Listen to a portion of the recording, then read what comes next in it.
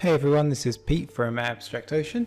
This video is going to show you how to install the T applique or T vinyl decal for the T logo on the Tesla Model 3, but the same process also applies to Models S and X as well.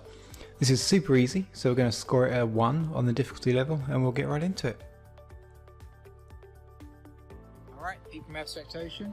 Today we're going to install our vinyl decal for the front T on the Model 3. Real easy, no tools needed at all. We have this carrier sheet, so all we need to do is peel it back.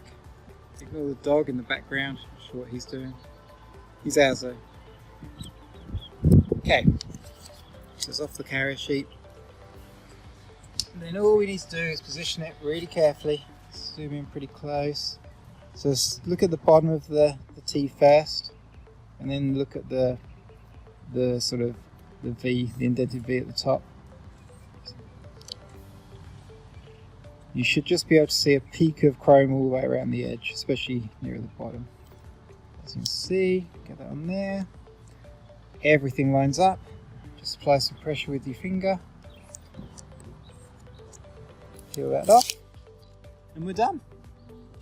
10-second install. Really, really easy.